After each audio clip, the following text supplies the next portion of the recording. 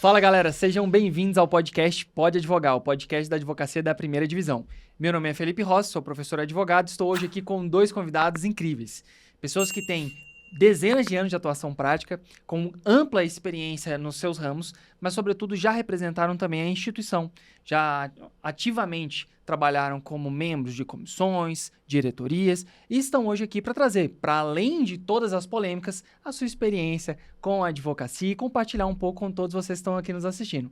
Então, quero agradecer a presença do nosso querido, ilustríssimo amigo, salve, Paulo Maurício, nosso querido Poli, seja muito bem-vindo. Obrigado, meu amigo. Um prazer estar aqui com você debatendo sobre advocacia. Show demais. E com o meu grande amigo, professor Jefferson Pereira, seja muito bem-vindo. Obrigado, Felipe. É sempre um prazer atender as suas solicitações. Valeu. Meus amigos, muito obrigado. O podcast ele é bem voltado para o nosso público realmente assim de alunos e advogados. Quero dizer e já deixar consignado aqui com muita alegria que hoje nós batemos a marca de 25 mil visualizações mês dentro do Instagram, além do YouTube e Spotify. Então a gente está em todas as plataformas, um público que tem agradecido muito a influência e essa oportunidade de estar vivenciando a experiência com cada um de vocês. Então, como um dos hosts do podcast Pode Advogar, eu agradeço pela oportunidade, espero que a gente tenha hoje um momento muito bacana, sobretudo pelo momento que estamos vivendo, mas em especial assim, construtivo que possa contribuir para a experiência de cada um dos colegas que nos assistem. Beleza? Muito obrigado mesmo, estou muito feliz de estar aqui com vocês hoje. Show demais. Vamos lá. Bem, como você sabe, antes da gente começar o nosso episódio, a gente tem que agradecer àqueles que estão conosco desde o primeiro momento. Então, quero iniciar com Puríssimo, muito obrigado pela parceria de sempre. Inclusive, destacando que a Puríssimo, no dia 24, realizou a sua Black Friday. Então, vale muito a pena aproveitar as oportunidades e seguir lá no Instagram, Açaí Puríssimo. E para os nossos seguidores, vá lá naquele B13, você tem a possibilidade de ganhar um desconto de até 20% não acumulável. Busca o Luizão e fala que é seguidor do podcast Pode Advogar. Show de bola! Valeu, Puríssimo. Inclusive, aqui já a Puríssimo mandou um brinde para cada um dos nossos convidados. Beleza. Vamos nela. E eu sei que vocês perguntam sempre aí sobre o nosso Henricão. O Henricão também já pegou hoje mais cedo. O Henricão tá ali já consumindo hoje um sabor novo. Inclusive, eu recomendo demais. É o de banana. Top. Muito bom do momento. E também quero agradecer a nossa outra patrocinadora, a Makes Store. A Makes Store é a loja de maquiagem que está nos apoiando desde o início do podcast.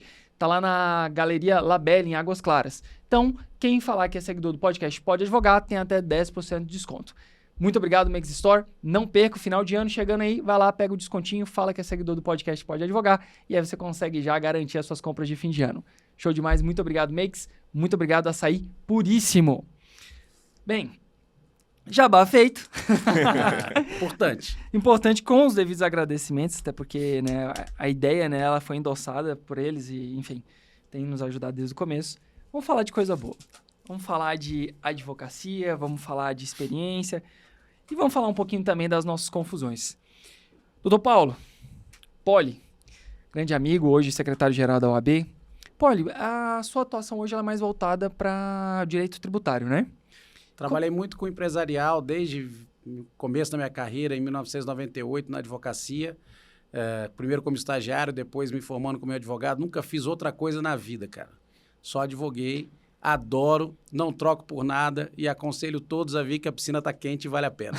São quantos anos já de experiência? Já tenho 22 anos de formado, mais 25 de atuação direta em advocacia desde os tempos da academia. Nossa senhora, é tempo, hein? E você, Jefferson? Eu estou agora professor, comecei há pouco tempo e já tenho um depoimento de dizer que eu devia ter começado muito mais tempo, né? Eu fiz esse ano 20 anos de formado, também desde do meu primeiro período de direito eu estagiei vara civil, Ministério Público, Defensoria Pública, TRE, Procuradoria da República e também só fiz advogar na minha vida e também recomendo. Ressalto aqueles apaixonados e talvez iludidos. Não é fácil, mas viver não é fácil, né? Tudo é apaixonante, mas é difícil. É difícil. Como qualquer coisa hoje em dia que a gente já vai abraçar, que queira fazer com afinco, não é fácil, é difícil. Mas é reconfortante e gratificante. Bacana. Então, nós temos aqui 40 anos aí somados de experiência. E eu sei que os dois são muito aguerridos. já participaram de entidades representativas, então estavam ali dentro da OAB, obviamente, mas puxando à frente mesmo, dentro de comissão e dentro da diretoria. E dentro dessa experiência, Paulo, vamos lá, essa experiência de estar dentro da OAB, o que tu traz, assim, para compartilhar com os nossos espectadores que estão nos ouvindo e assistindo aqui sobre essa ideia de OAB como instituição? Eu acho que participar da OAB é uma obrigação de todo colega advogado e advogada conhecer a casa, colaborar com os nossos serviços. Eu, desde praticamente a minha formatura como advogado, eu participo das comissões, depois fui conselheiro, fui diretor tesoureiro, estou agora secretário-geral da OAB-DF, acompanho também o trabalho do Conselho Federal e digo que é essencial a participação dos nossos colegas na casa para que a gente possa exercer as atividades que aguarda-se da advocacia e da OAB, defendendo a sociedade, defendendo nossas prerrogativas, melhorando a vida tanto dos advogados e advogadas, como também da população que espera muito da gente. Claro que a OAB tem seus defeitos, claro que a OAB tem as suas dificuldades e precisa ter as suas melhorias. Mas eu tenho certeza que é difícil achar no Brasil uma instituição tão plural, tão democrática, tão renovada e tão aberta, por exemplo, como a OAB-DF, que hoje qualquer colega advogado ou advogada pode se inscrever nas comissões, pode participar das nossas reuniões, seja do Conselho Pleno, das comissões, da Comissão de Prerrogativa. É essencial que a gente tenha a participação de todos. E é uma troca de ganha-ganha, porque o advogado que vai participar das comissões da nossa casa, ele tem a oportunidade de fazer um bom network, ganhar experiência, ouvir colegas que já trabalham na área, que vão trazer a ele ali algumas dicas para poder melhorar o dia a dia do trabalho dele. E, de outro lado, a advocacia, a sociedade, aguardam que a gente dê essas respostas. Nós temos inúmeras boas experiências de como a OAB muda a vida de quem precisa dela. E a gente precisa dessa turma. Então, fica aqui o convite, quase intimação, para que quem tenha vontade venha trabalhar conosco, porque a gente precisa de vocês. Show demais, é isso aí. Eu tenho também uma posição bem semelhante com relação a isso. E, Jefferson, tu já foi, inclusive, né, conselheiro, atuou nas prerrogativas, que, a meu sentir, é uma das comissões mais importantes da OAB, e tu não é do Distrito Federal, né? Então, conta aí pra gente um pouquinho dessa trajetória, inclusive. Eu sou fortalezense de nascimento e advogado paraibano de formação. E eu fui presidente da Comissão de Prerrogativas na gestão do professor Odom Bezerra, a quem eu deixo um querido abraço. E eu costumo dizer, depois de passar 4 anos como presidente da comissão, que o primeiro defensor das prerrogativas é o próprio advogado.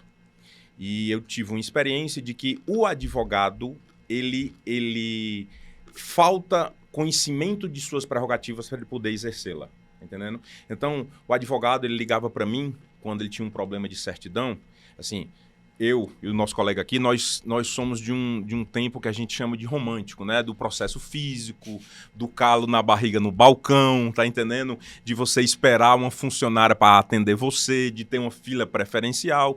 Então, a gente ia pedir uma certidão e essa certidão demorava um certo período.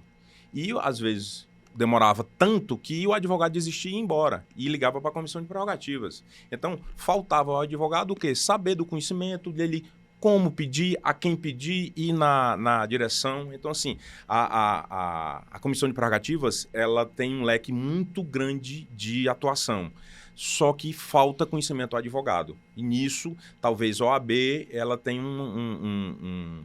uma falha de não ensinar prerrogativas ao advogado. Tá entendendo? Talvez lutar para que tenha uma cadeira de prerrogativas na faculdade, talvez chamar o advogado para a OAB, ensinar prerrogativas na OAB, tá entendendo? Talvez falte isso. Mas o grande defensor das prerrogativas é o advogado. O advogado, ele tem que saber dos seus direitos para poder exercê-lo, né? E, assim, às vezes a gente busca a defesa do direito dos outros e a gente falha com a nossa defesa. Olha que legal isso. Tá vendo? É bacana porque daí tu consegue ver como que tá dando certo algumas coisas do Distrito Federal. Aqui, tem diversas palestras, inclusive tem uma caravana das prerrogativas que rodam as subseções justamente nesse sentido. A Paraíba assim, também tinha. Isso é muito legal, ajuda bastante. Eu sempre falo assim, quando eu formei, eu não tinha a menor ideia do que era o OAB. Claro, eram outras gestões, enfim, mas eu não tinha ideia de atividade. E hoje eu entendo como funciona e vejo como ela pode te engrandecer, sobretudo para isso aí. Para te dar uma expertise daquilo que tu não tem, saber a quem procurar, a quem recorrer. E essa seria uma das perguntas, inclusive. Poli, sobre a OAB, tu acha que, assim, para a pessoa que está começando agora, como tu vê o impacto de estar dentro da OAB, de estar dentro das comissões, para a construção do profissional? Se você fosse olhar para a sua trajetória, o que tu alinharia institucionalmente, como a OAB poderia contribuir para a carreira do advogado? Eu acho que a OAB tem a obrigação de abrir portas e dar oportunidade exatamente para obter os conhecimentos, como aqui foi bem colocado. Desde uma escola de prerrogativas para ajudar o advogado a se organizar, dar oportunidades de cursos como a Escola Superior da Advocacia já realiza. A gente agora está com um programa aqui no Distrito Federal que é sensacional, que é a Advocacia Dativa, em que o Distrito Federal, percebendo que a Defensoria Pública não conseguia atender a toda a demanda de pessoas hipossuficientes aguardando assistência jurídica gratuita, cria esse programa em conjunto com o Tribunal de Justiça e a OAB, e hoje um advogado com até 5 anos pode ser nomeado, atender a população e receber por esses atos processuais. Então, a gente tem trabalhado para dar oportunidades de formação e oportunidades de remuneração para a advocacia jovem, principalmente. Infelizmente, os bancos das escolas não ensinam a prática, como deveriam, né? Algumas até tentam um pouco mais. Eu fui professor 10 anos, depois que me embrenhei na OAB, não dá tempo de fazer 3 coisas ao mesmo tempo, ainda tem que cuidar de família e tantas coisas. Mas na época que eu dava aula, eu percebia, dava aula no 9º, 10º semestre, que muitas pessoas chegavam a ser o menor conhecimento prático. Eu fazia simulação de audiências e as pessoas chegavam a ter até problema de saúde, chegavam com nervosismo, tinham que ir ao banheiro preocupados assim, com a reação. Eu falei, calma, aqui você está treinando. Ruim é quando for, na verdade. E a gente tenta exatamente formar isso. Mais um programa sensacional que a gente está fazendo na OAB agora é o programa Residências, em que a gente está fazendo um curso de formação em que os advogados têm aula teórica na casa e são alocados em escritórios de advocacia de colegas para fazer 2 meses, 3 meses de um estágio para ter a prática, aprender isso. A gente precisa ajudar essas pessoas, porque, como eu disse, a faculdade não entrega tudo o que deveria fazer. Agora, para a nossa visão, a gente está conseguindo dar acesso a quem procura. E a OAB está de portas abertas exatamente para isso. Quem quer aprender hoje, na OAB-DF tem oportunidades. Massa. Jefferson, lá na OAB Paraíba, como foi essa questão da construção do advogado Jefferson e a OAB? Chegou a ter um auxílio? Foi mais solo? Eu sempre fui muito proativo em relação a isso, tá entendendo? Então, desde que eu era estagiário, eu participei de campanha de OAB, de campanha de eleição de 5º constitucional, então eu sempre partiu de mim, tá entendendo? Mas qualquer campanha que a OAB faça, e eu digo aqui qualquer OAB, sem qualquer sentimento, eu ainda acho deficitária. A OAB ela tem que ser muito mais proativa nesse sentido. Se tiver um advogado sem saber daquele programa, a OAB foi omissa. Então, eu acho que ela tem que ser muito mais participativa. Obviamente que não dá para você atingir um leque muito grande, mas uma ideia que eu gostaria de sugerir aqui é, antes de receber a carteira da OAB, você entregar uma cartilha da prerrogativa para o advogado. Eu não sei se aqui eles entregam, aqui tá entendendo? Então, assim... A gente aqui tem um programa até melhor, Jefferson. A gente criou um programa chamado Bem-vindos. Então, quando a pessoa dá entrada na carteira da ordem, ele é convidado a participar de um evento que dura 2, 3 horas, em que a gente faz uma apresentação completa do sistema OAB. Desde o funcionamento, quais são os direitos, o que ele tem acesso. A gente brinca que muitas vezes o advogado não sabe nem que ele pode parar o carro dentro da OAB. Aquele estacionamento é nosso, é para todo mundo. Até como funcionam as prerrogativas, a quem ele deve procurar, como deve funcionar o atendimento nas salas que a gente dispõe gratuitas de cowork e etc. Então a gente convida e tem apresentado aos novos colegas o que é a OAB. Isso tem tido um resultado sensacional. Eu concordo plenamente contigo que se a gente fizer 10, tinha que ter feito 40, porque é muita gente, muita informação. E a gente percebeu, quando chegou na casa em 2019, que tinha esse déficit. Todo mundo que vai na sistema OAB dá sua contribuição e faz um bom trabalho. Nós estamos ali gratuitamente, é sempre bom lembrar isso. É um serviço voluntário que colegas se dispõem a ali estar por um período ajudando a sociedade e a advocacia, mas temos bons projetos e temos que ampliá-los. Esse Bem-vindos, vou inclusive lhe chamar um dia para você dar uma palestra para nós sobre prerrogativas quando os colegas chegarem lá. E sai totalmente diferente de quem nunca não sabe nem que fica na 516 Norte, a OAB, na maioria das vezes. Felipe, eu sou muito perguntado pelos meus alunos, que eles dizem, professor, como é que faz para ter sucesso? E eu digo para meus alunos, primeiro de tudo, que eu quero fazer também. O que é ter sucesso? quer ter sucesso? É você ter dinheiro? É você ter carro? Você ter um escritório? O que é ter sucesso? Então, eu primeiro pergunto para meus alunos o que é ter sucesso, tá entendendo? E eu sempre digo que o sucesso é uma estrada que você tem que começar descalço. E você vai ferir seu pé. E depois você vai comprar uma chinela, e depois você andar um pouco mais rápido. Às vezes você vai perder um pé, aí você vai conseguir pegar outro pé de chinela, você vai botar um tênis, até você conseguir calçar um cromo alemão, tá entendendo? Mas isso é uma estrada muito longa. E é difícil, não é fácil. Então, eu sempre digo aos meus alunos, o que é que você quer? Você quer advogar ou você quer uma tranquilidade desde o começo da sua vida? Se você quiser uma tranquilidade, vai fazer concurso público. Agora, se você quiser um algo mais, se você tem aquela chama no seu coração, se você tem aquela vontade, tá entendendo, de fazer a diferença, eu acho que você tem que vir para a OAB. E a gente consegue fazer isso enquanto advogado. Agora, não é fácil. Jefferson, como que hoje tu trabalha com a ideia de processo estratégico, né? Então, Tribunal Superior, enfim, consultoria. De onde surgiu isso? Quero dizer assim, de onde veio essa expertise para trabalhar com essa área? Então, uma história bem interessante. Eu me formei no Centro Universitário de João Pessoa, UNIP, em João Pessoa, na Paraíba, e à época só tinha essa faculdade particular. E logo após me formar, eu já iniciei a especialização. E o meu professor, em que eu me inspirei nisso, ele é do escritório do Fred Didier, que é Sodré Rosas e Didier. Didier Sodré Rosas, perdão. É o Fred Didier, o André Rosas e o Eduardo Sodré. E o Eduardo Sodré, ele foi meu professor. E a gente conversou, fiz uma amizade, a gente saiu, a gente foi para restaurante e tal. E ele dizia, olha, eu só trabalho com processo estratégico, hoje eu sou advogado dos advogados, os advogados me procuram para encontrar uma falha processual. E eu achei aquilo fantástico. Sabe quando você... aquilo acende uma ideia na sua cabeça, vou trabalhar para fazer isso na minha vida. E advoguei no escritório de advocacia, fiz advocacia pública também em algumas companhias lá e vim morar aqui em Brasília. Quando eu vim começar a morar aqui em Brasília, os meus colegas começaram a me acionar. E eu comecei a fazer esse tipo de advocacia, né? Então, eu comecei a me identificar mais com esse tipo de advocacia. E quando você consegue um sucesso aqui, um sucesso ali, aí você começa a ser indicado. E foi mais ou menos assim que eu comecei a trabalhar nos tribunais superiores, né? Show. E você, Poli? Minha carreira foi bastante interessante. Eu sou o primeiro formado na minha família, não tenho tradição de família de advogados, meus pais eram servidores públicos. E eu resolvi fazer direito e fui fazer estágio primeiro na Defensoria Pública na Ceilândia. E percebi o quanto é importante você ter aquela sensibilidade de ouvir o problema das pessoas, de você procurar uma solução. Ali você percebe o quanto o direito é democrático e tem que resolver o problema de todos. O processo pode ter 10 zeros ou 1 zero de valor da causa, mas para aquela pessoa ele é o mais importante.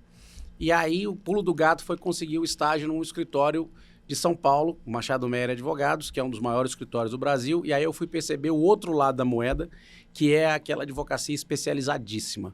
Empresarial, a que visa resultado, a que tem o cuidado como um negócio. Advocacia, né? Como negócio.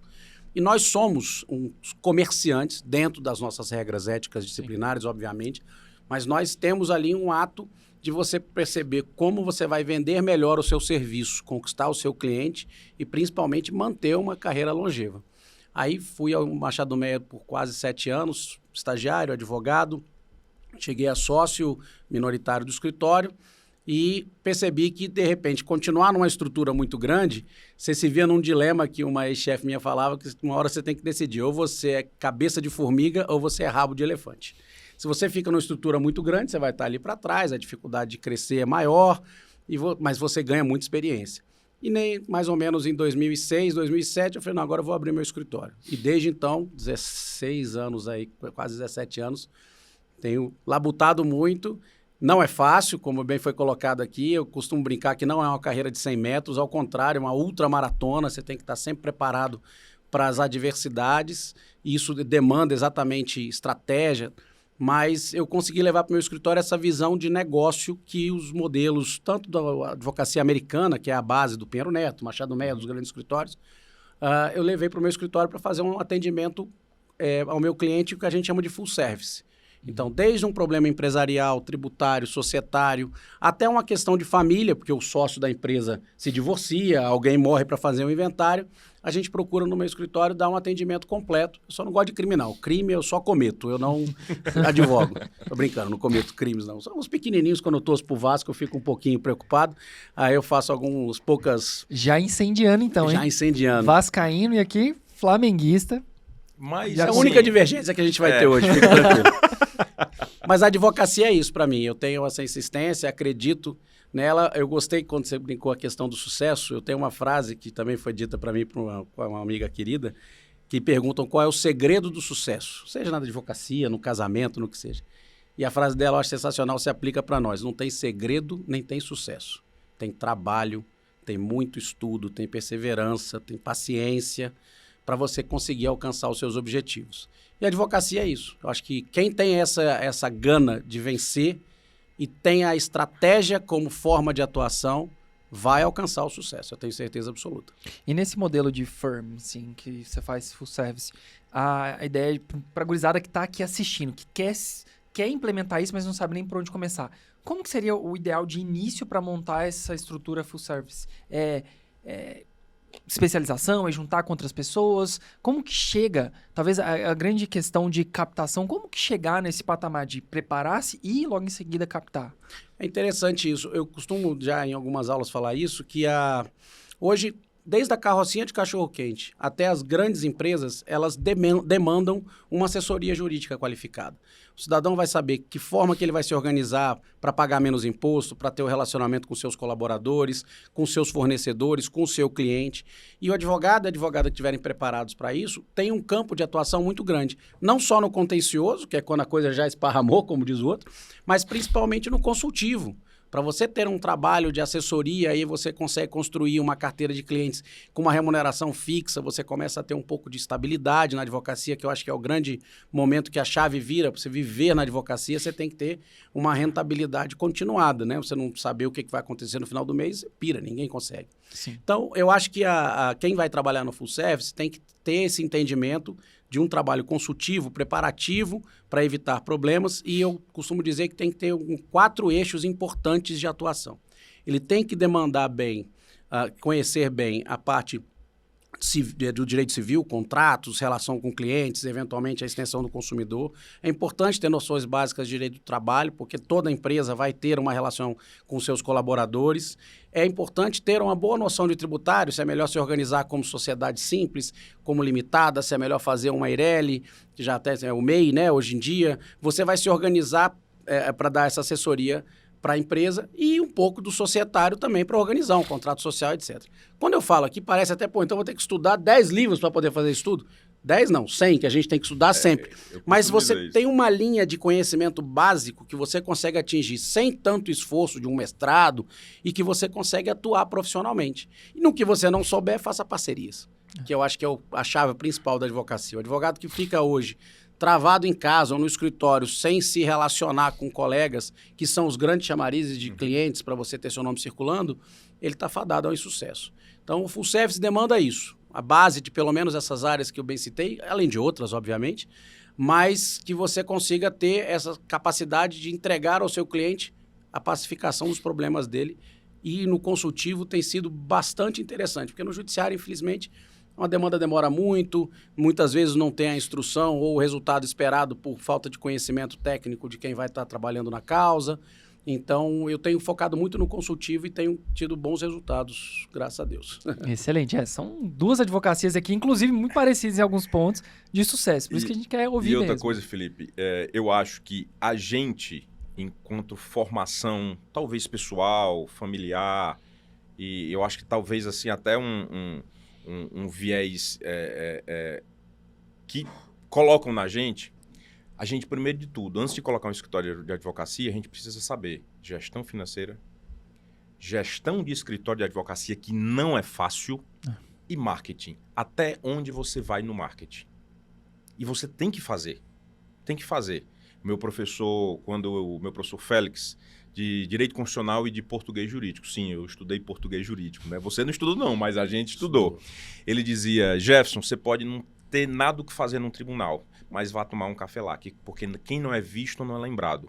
Obviamente hoje, naquela época era uma coisa diferente, hoje, tá entendendo, existe outra conotação. Então isso aqui que a gente está fazendo, a gente está sendo visto. Então, até onde a gente pode fazer, até onde a gente não pode fazer. E a gente precisa profissionalizar isso, profissionalizar a gestão de escritório e profissionalizar a gestão financeira, porque ninguém ensina a gente. Verdade. Quem é que ensina a gente? O professor Felipe Rossi, na aula de ética, estatuto da OAB, eu tô lá falando não mercantilização, mas pode fazer isso, tá vendo? Ninguém ensina a gente a juntar 30% do que a gente ganha desde a mesada. Ninguém ensina isso a gente. Na tá verdade, e assim, eu até agradeço, eu acho fofo falando que eu realmente não tenho a idade dos dois, mas tenho metade da trajetória, já são 10 anos, já esse ano, inclusive. E eu ouvia muito na faculdade, inclusive a gente estudou na mesma faculdade, Sim. né, na Universidade Católica, que não era passado pra gente a ideia de escritório como empresa. E a relação que a gente tinha com os professores era um pouquinho diferente, né? Não Sim. tinha essa proximidade, esse hipercontato como a gente tem hoje. Então, essa concepção de construção de um escritório como uma empresa, ela veio durante, assim, ao longo de duras penas e erros e acertos, até entender, opa, eu preciso fazer uma virada de chave, eu preciso criar uma estratégia para alcançar o meu cliente, para entender o meu valor e para obter o tal do sucesso. Você sabe como foi que eu descobri a dificuldade de você ter uma empresa? Como? Quando vai pagar imposto? Não. Quando eu fui pagar honorários de sucumbência pago pela outra parte. Você vai pagar em nome de quem? Da empresa, da parte ou do seu cliente? Porque você está ali na ação pelo seu cliente. Sim. Mas quem pagou foi a outra parte. Você vai colocar lá na nota fiscal em nome de quem? O GDF aqui tem uma recomendação que tem que ser em nome do seu cliente. Sim. Mas até você descobrir isso, não é fácil. Quem paga é a outra parte. Mas você dá uma nota em nome do seu cliente. A gente vive tantos percalços assim. Na prática, a gente só vai aprender apanhando. É. Só vai aprender sofrendo. Por exemplo, a pandemia trouxe uma consequência muito importante. Quem não tinha preparação, planejamento, organização, quebrou. E foi democrático, porque eu vi grandes escritórios fechando de uma hora para outra. Como vi também pessoas que tinham a sua boutique, o seu escritório mais coeso, conseguir sobreviver porque tinha uma organização. Eu dou um exemplo sempre.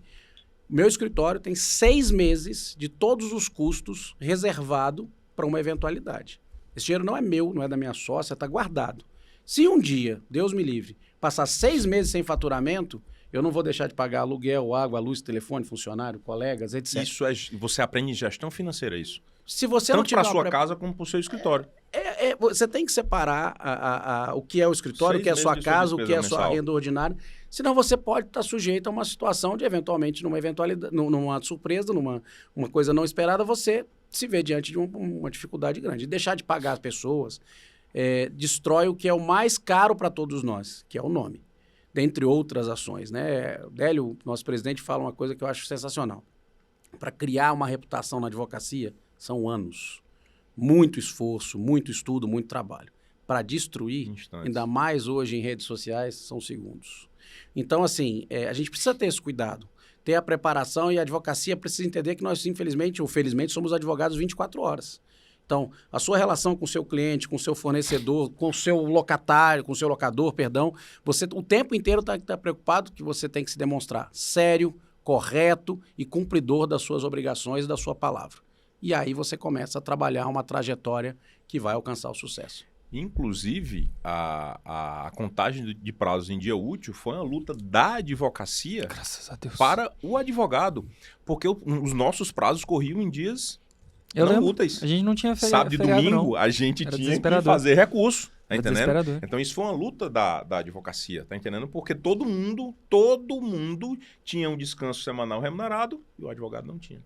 Assim, bem na verdade, o CPC, ele trouxe ali uma coxa de retalhos de Sim. várias entidades trabalhando, né? Sim, sim. A gente recebeu aqui um defensor público, um procurador, o Kenyon, que era oficial de justiça. E uma das vitórias, né, que foi um grande esforço dos oficiais de justiça, era a questão para realizar as intimações de citação. Né, que ele fala já, ele estava contando aqui uma vez, aí agora já até desvencilhando um pouco da formalidade, quando ele teve que cumprir uma intimação num puteiro. E a Numa esposa casa de dele tolerância, Felipe. Numa casa de tolerância, Felipe.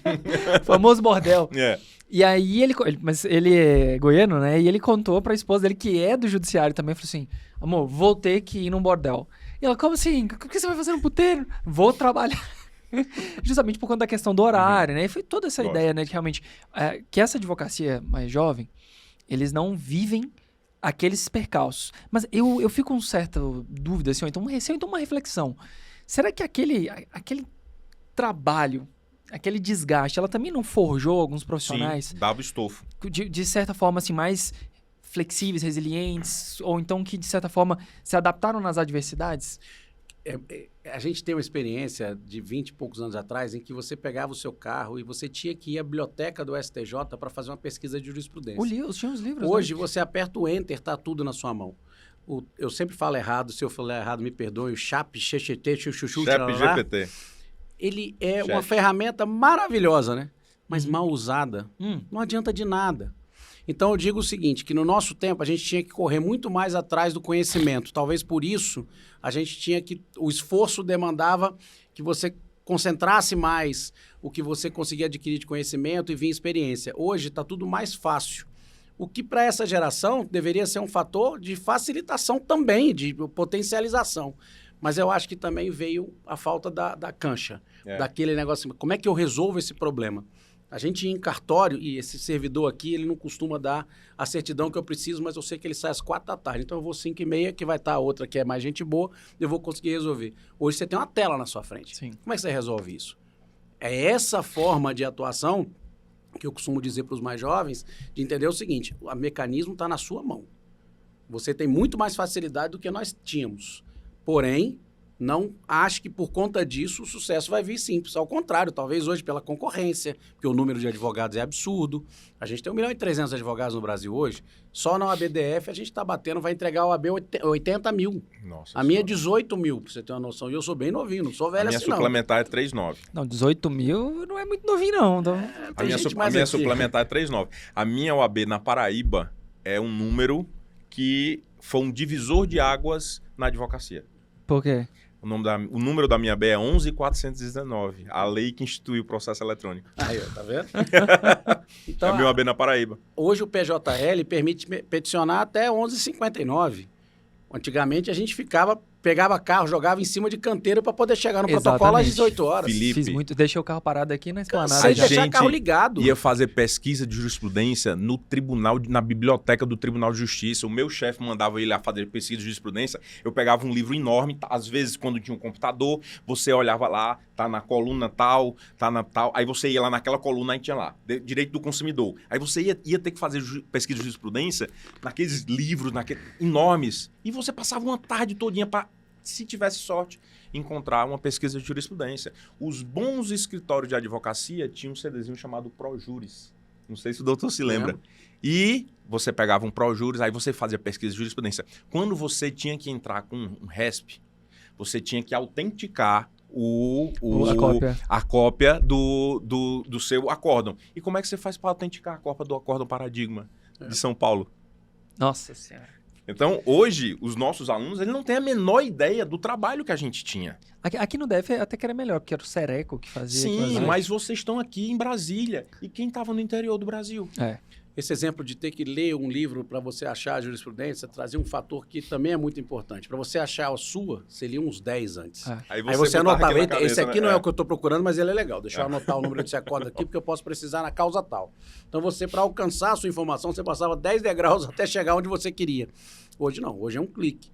Hoje, inclusive, é perigoso. Tem juiz citando jurisprudência inexistente. Então, vamos começar as polêmicas? Vamos abrir a caixinha de ferramentas? Então, vamos lá. Primeira caixinha de ferramentas. Porque essas semanas aqui estão ótimas. É só loucura. Bring me Pandora, né? Bring me Pandora. Então, vamos começar dessa do começo. Né? Os usos das inteligências artificiais, proposta do ministro Barroso e, recentemente, né, o TRF trazendo essa inovação de usar o ChatGPT para sentença. Vamos lá. Doutor Paulo, representante institucional da OAB, sua opinião sobre essa questão deste caso? Eu costumo dizer que a gente tem a mania de achar que a novidade chegou agora. Isso não é verdade, isso já vem há muito tempo. Quem não conhece o Vitor, do Supremo Tribunal Federal, Vitor e Vitória, que é o sistema de fulminar os agravos, tô brincando, é o sistema de análise e mapeamento dos processos. É isso mesmo. E aí cada um tem um nome, aqui no TJDF, se eu não me engano, chama Aurora, outro dia me disseram o nome. Todos os tribunais já têm essa organização. Isso já é um pouco antigo. Já a ferramenta, o mecanismo eletrônico, ele já vem há bastante tempo sendo utilizado. Mal utilização é que é o problema que a gente vai enfrentar.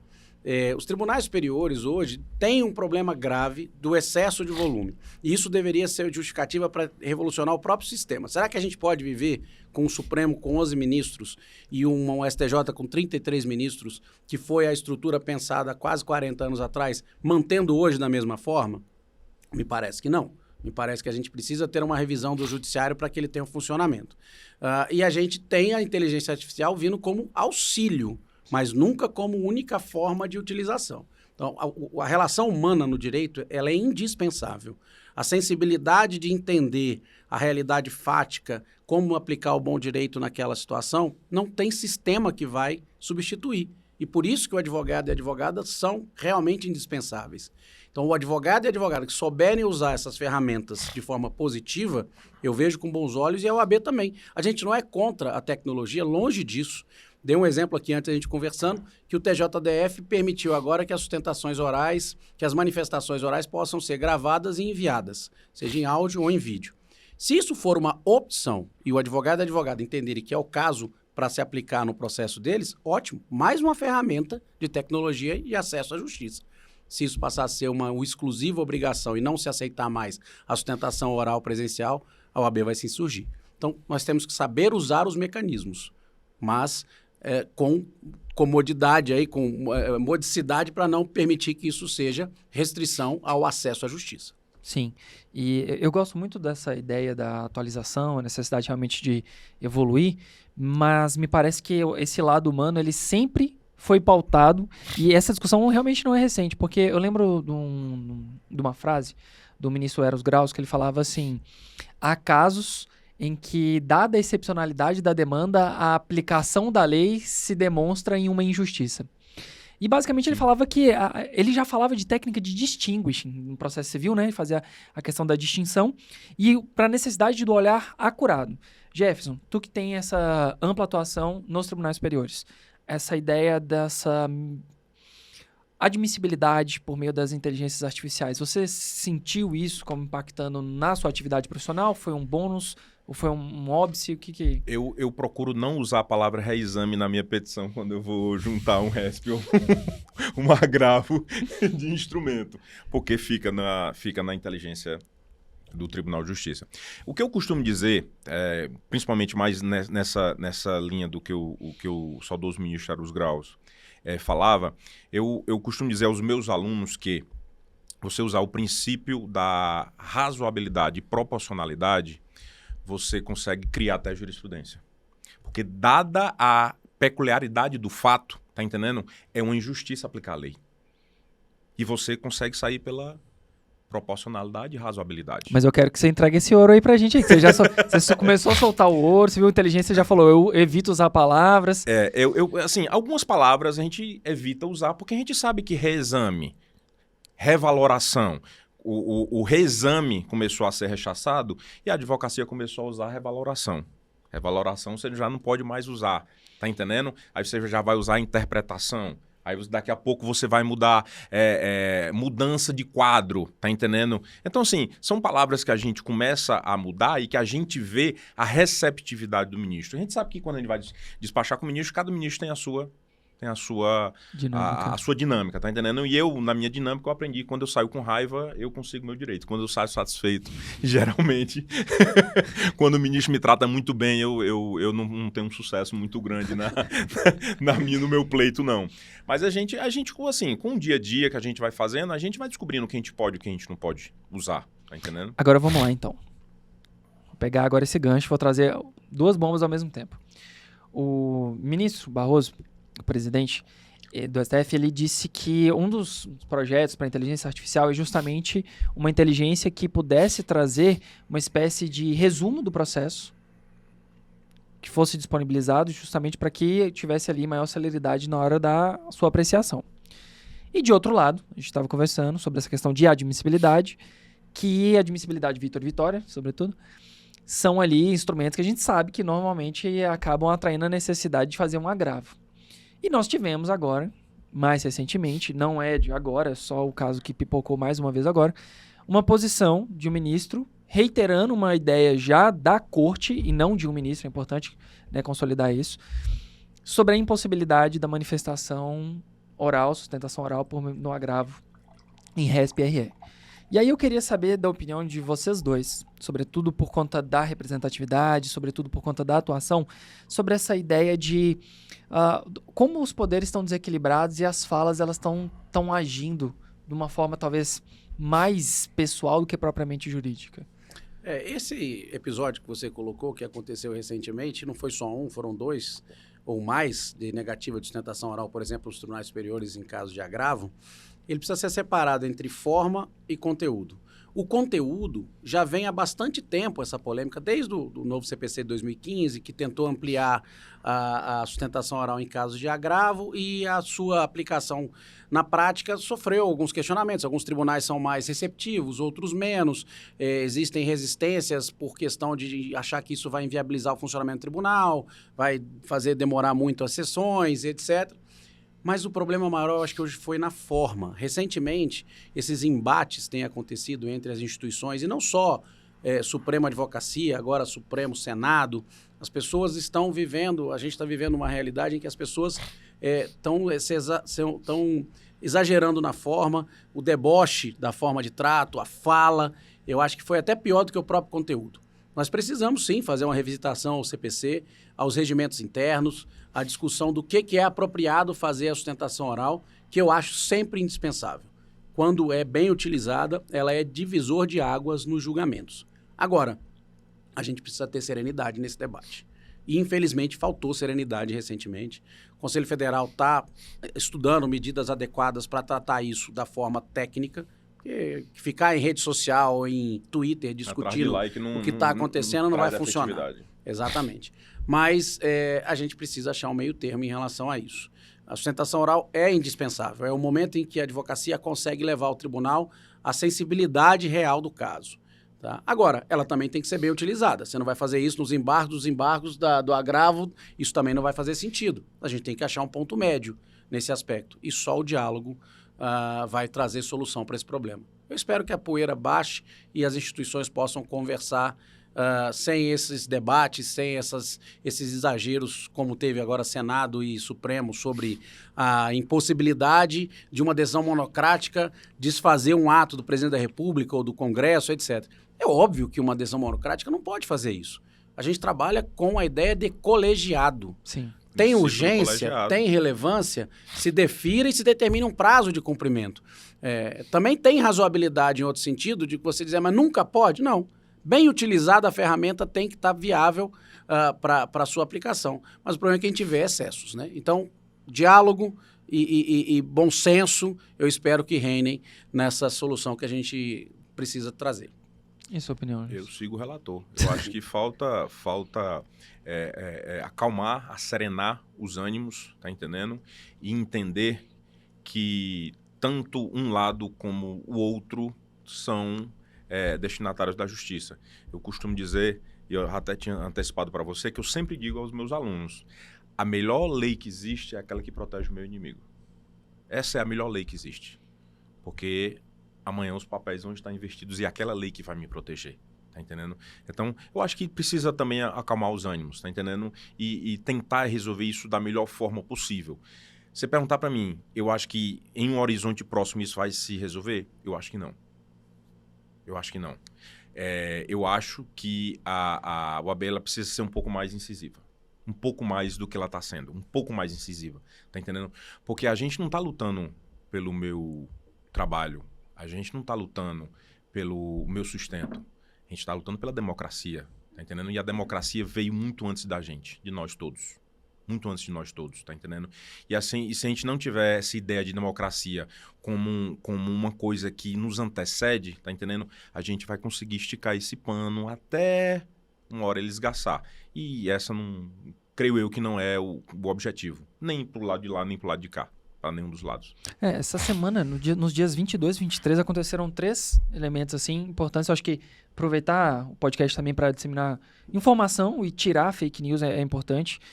Nós tivemos a aprovação na Câmara Legislativa sobre a PEC, que visa justamente explicar essa questão, que não é PEC anti-STF, não.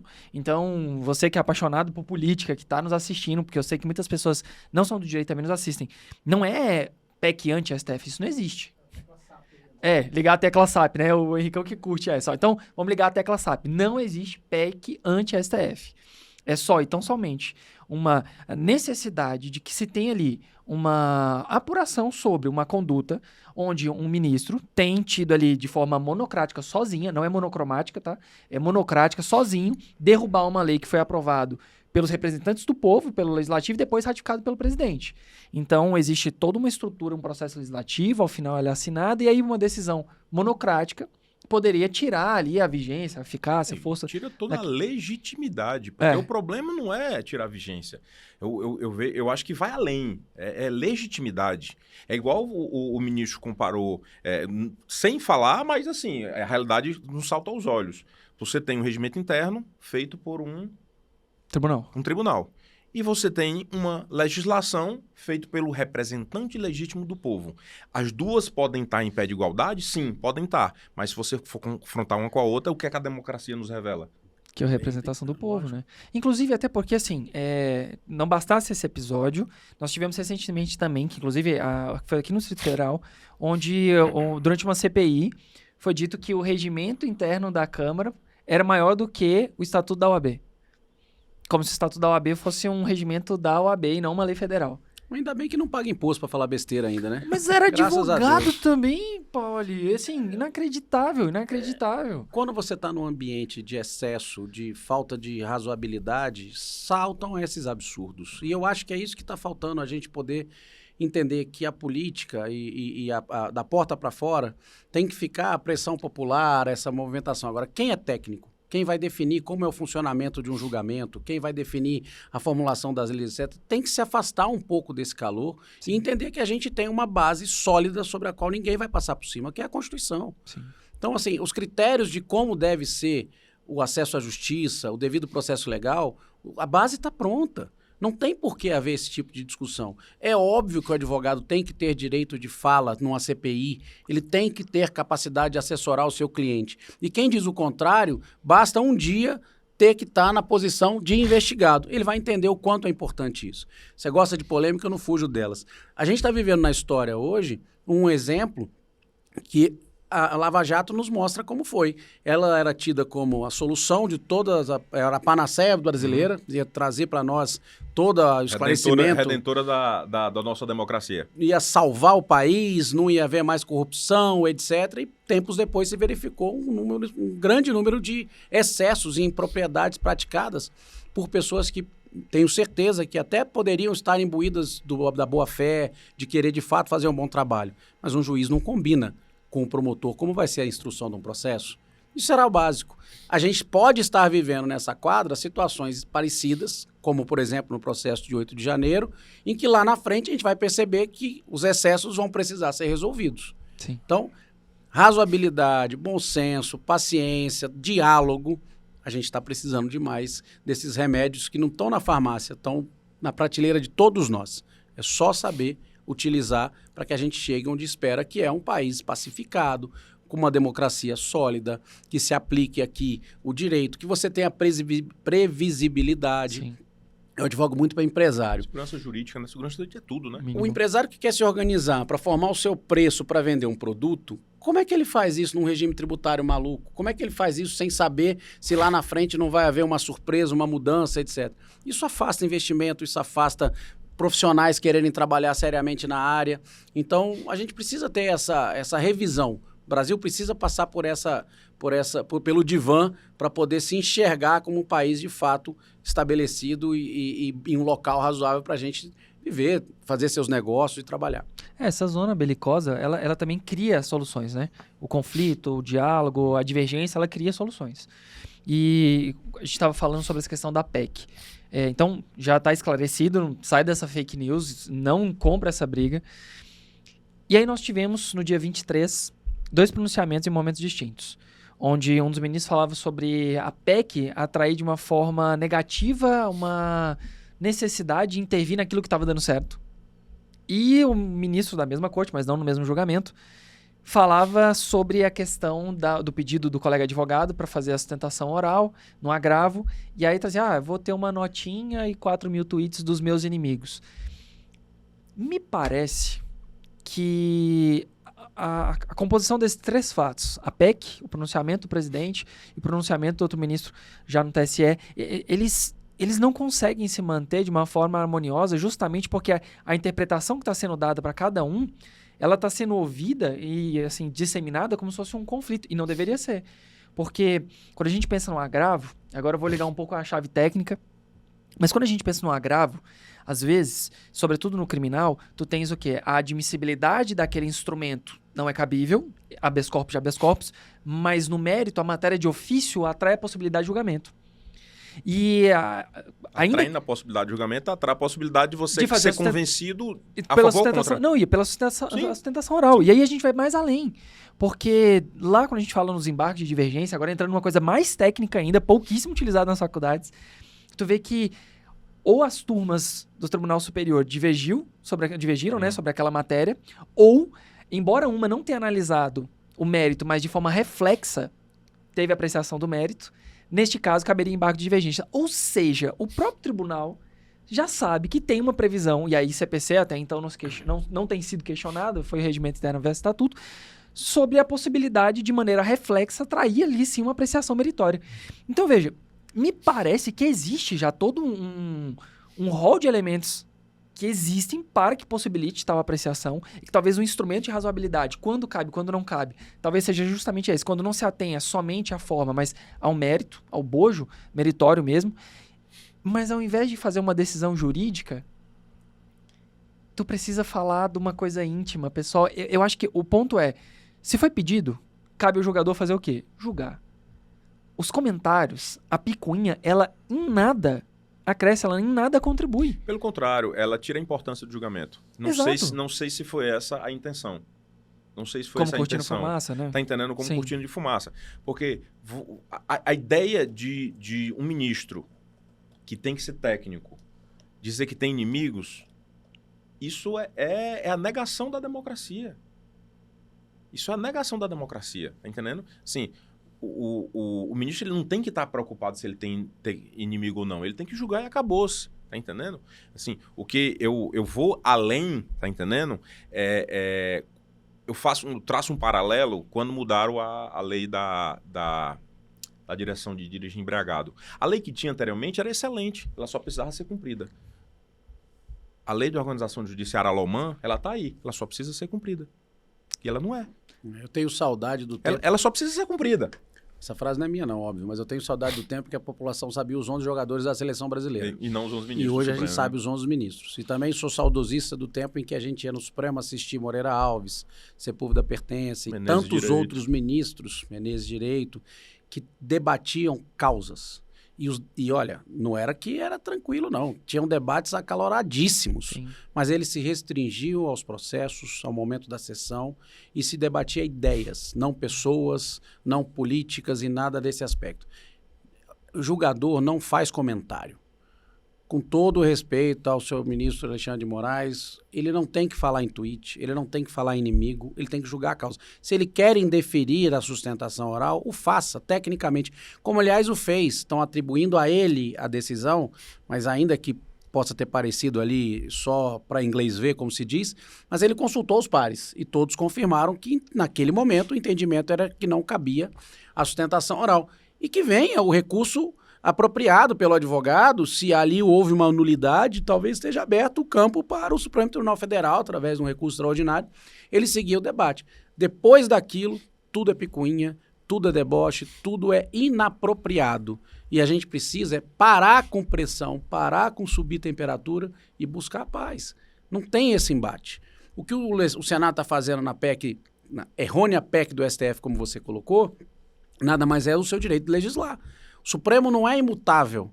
O sistema judiciário brasileiro não é cláusula pétrea de não poder sofrer reformas. Sofremos uma enorme na Emenda Constitucional 45. Sim. Os Conselhos Nacionais de Justiça e do Ministério Público foram essenciais para oxigenar os tribunais. O que acontecia debaixo dos tapetes nas corregedorias locais, os excessos, os absurdos que existiam e que a gente sabe que agora estão minorados.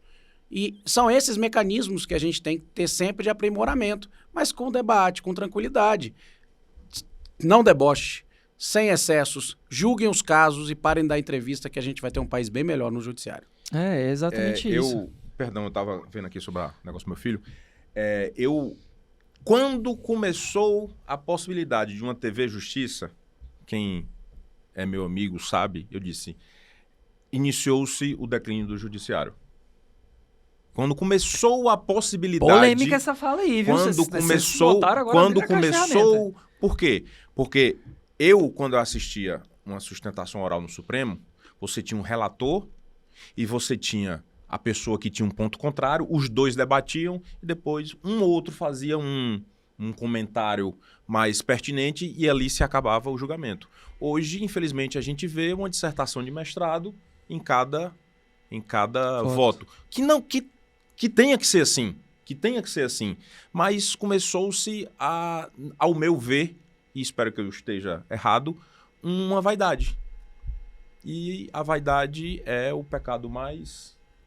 Mas olha só que interessante. Mais caro ao coisa ruim, tá entendendo? Mas então, ele veio como forma de dar publicidade ao que acontecia e como consequência, como toda ferramenta boa que pode trazer coisas excelentes, ela também pode trazer outras consequências. É a figura do eu. Eu julguei, eu fiz, eu votei. Nós tivemos recentemente, inclusive, um ministro envolvido nisso. Eu fiz tal coisa. A figura do eu, ela vai existir a partir do momento que você trata de um humano. Mas a ideia de ter ali câmeras filmando traz também a questão de vigilância. E aí a gente vai pensar como se fosse a ideia de um panóptico, assim, o sistema de hipervigilância, né, lá de Foucault. Na verdade, nem é de Bentham. E aí ele fala no como é que é? Vigiar e punir. Então, essa ideia da vigilância, ela tem o lado positivo da questão do controle, de saber o que está sendo discutido.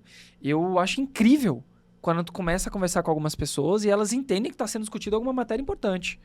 Eu acho isso, de verdade, incrível. Ao passo que, a partir do momento que o eu sobressai ao julgado, que é o problema. Mas a lisura da imagem, a publicidade... Eu não tiro a razão da lisura, eu não tiro você pensar na lisura, tá entendendo? Mas antigamente, quando você discutia uma matéria, você não discutiu os autores da matéria. Hoje, o que é que está acontecendo com o nosso judiciário? Você está discutindo, você está fulanizando o direito. Você está fulanizando o direito. E o direito não é para ser fulanizado. É aquela ideia do controle de constitucionalidade concentrado ou difuso. Tá entendendo? O controle deixou de ser difuso para ser concentrado. Hoje todo mundo está tendo opinião e está fulanizando a coisa. Enquanto aquilo ali só tinha direito só tinha direito de dizer das partes. Tá entendendo? Então, quando você populariza isso, e assim, não sei quem foi que disse essa frase, mas a internet popularizou a ignorância.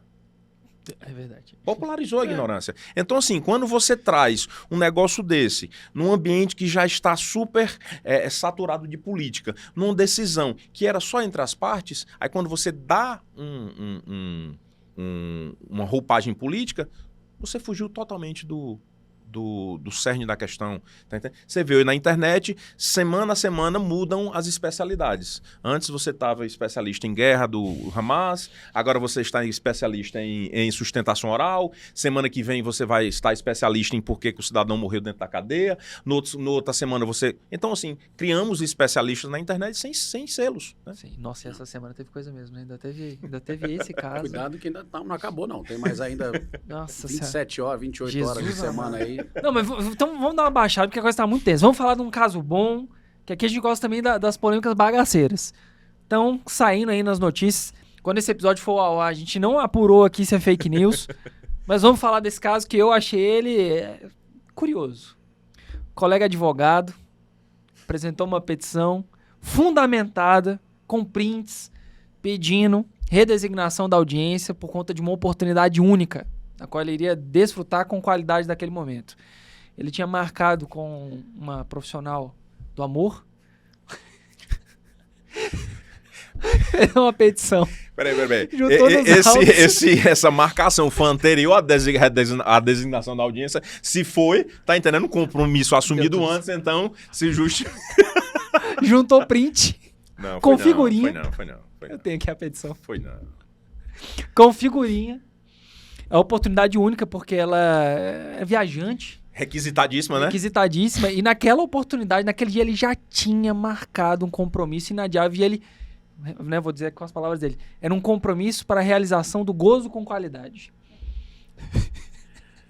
Rapaz, a gente tem que rir para não chorar de determinadas situações. Esses fatos inusitados, nós temos vários exemplos, né? Tem um clássico da Paraíba, Ronaldo Cunha Lima.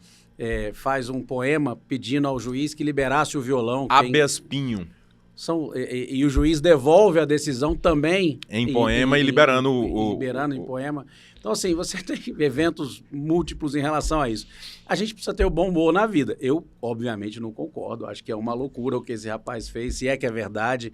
Espero que não seja no Distrito Federal, porque certamente ele vai responder um processo no TED se tiver um ofício por lá. Mas a gente tem que entender que são coisas da vida. O bom senso não nasce com todo mundo, não. Ele é uma plantinha que você tem que regar sempre, sabe? Eu já tive não sei se é sorte ou infortúnio, de ver uma petição de uma pessoa protocolando uma ação contra a CBF, tá entendendo? Porque o time dele foi rebaixado. Essa aí foi famosa. Na Paraíba. Na Paraíba. Isso aí foi na Paraíba, tá entendendo? Então, assim, a gente, nos nossos mais de 20 anos de advocacia, a gente já viu muita coisa, viu, Felipe? Eu vou declarar suspeito para falar de rebaixamento, que é um tema que eu não me sinto que bem. dói, né? Ele sente. E eu não tenho um local de fala para falar sobre rebaixamento, desculpe. Nem vamos falar disso. Falar de futebol é sempre um assunto muito delicado. Ele tem só um problema de cheiro, de vez em quando assim tem esse problema, mas é coisa pouca. Exatamente, a gente se acostumou, tá entendendo, com um bom cheiro. É porque esse cheiro que exala das partes mais profundas de qualquer análise que você faça, a gente nunca se acostumou, entendeu? Então, assim... Eu disse que a gente ia ter só essa discordância, essa divergência. Gente, bem, assim, é sempre muito produtivo quando a gente recebe pessoas que tenham a alegria de trabalhar com o que gostam, fazem isso de fato e demonstram para os outros essa alegria. Então, eu quero agradecer a presença dos dois por estar compartilhando esse momento, experiência, fala, razoabilidade, trazer também, às vezes, uma conduta mais combativa quando necessário e entender que a gente não precisa concordar com tudo. Lógico. Vejo que é importante que se tenha exatamente essas divergências, porque a divergência produtiva, o debate, ela faz a gente crescer.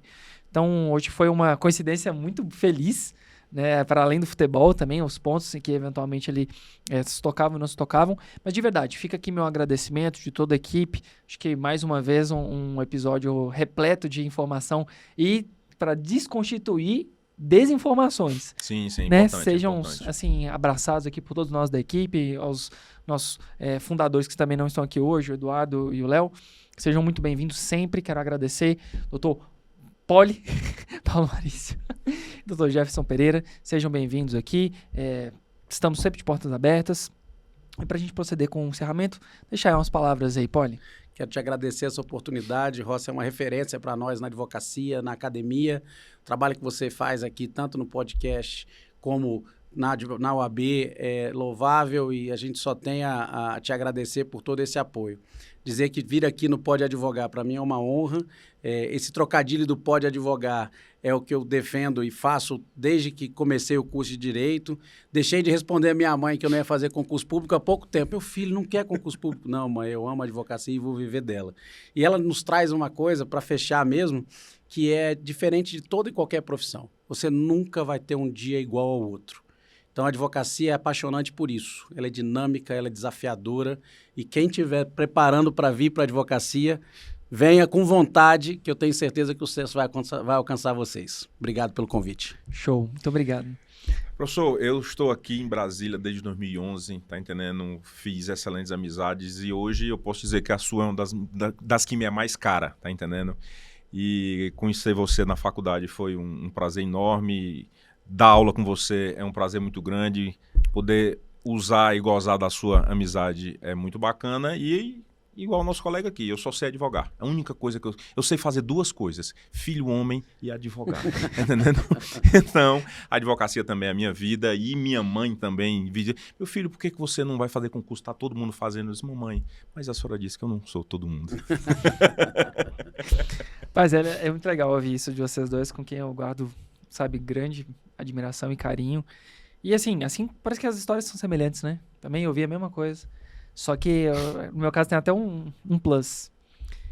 Imagina, durante a faculdade, ser aprovado num concurso e decidir não assumir para poder, sabe, manter sonho. São escolhas, né? Porque às vezes a gente fala tanta coisa bonita da nossa trajetória e é como eu digo, o backstage, ele é muito importante pra gente, né? E às vezes a gente romantiza. O Thiago, coordenador do curso de Direito da Faculdade de Anhanguera, ele falou aqui sobre a questão de múltiplos empreendimentos. E ele falou, se fosse hoje, com tanto filho que eu tenho, não teria coragem, não. É difícil pra caramba, eu sofri, sabe? Essa ideia de uma advocacia desromantizada. Trazer a expertise, trazer esse compartilhamento é o propósito do nosso podcast, é o que a gente está aqui para fazer. A gente está seguindo um circuito de convidar profissionais que estão atuando, né? Defensoria Pública, oficial de justiça, procurador, vai receber um magistrado também, fica de spoiler. E acaba que você vai tendo essa interação. Eu agradeço muito mesmo por tudo que vocês estão compartilhando. E vou pedir para vocês deixarem um @ de vocês, para vocês serem seguidos lá nas redes sociais. Então já pega aí já, @. Instagram é Paulo_Maurício_Siqueira. Vamos arrumar isso aí, que senão ele vai virar a próxima piada interna também, né, Ricão? É igual o Eduardo, que era Eduardo X Farias, pra cima, pra baixo, pro lado, pro outro. Nomes mais curtos, então, ó. Paulo_Maurício. Siqueira. Siqueira. Underline é a linhazinha embaixo. Tracinho pra baixo. Jefferson. A linhazinha rebaixada, sabe? E o meu é o @JeffersonFerp. Eu sei que você consultou aí agora. Lógico que ele não sabe. Não tava lembrando. Eu não tenho o costume de me marcar nas publicações. Siga aí o nosso @podcast Pode Advogar e prov.rossi. Curtiu o episódio de hoje? Deixa lá nos comentários directs, pode mandar sua sugestão de tema. Estaremos aqui sempre abertos para lhes ouvir. O episódio de hoje foi pensado nas sugestões de vocês, sobretudo em razão das polêmicas, que a gente sabe que está cada vez mais incendiada a discussão, mas que fica a lição de hoje, que o incêndio, ele destrói, ele consome. Então, o que se necessita agora é apaziguar os ânimos, saber brigar e lutar da forma correta. Uma luta infundada é uma luta perdida. Então, muito obrigado e até o próximo episódio.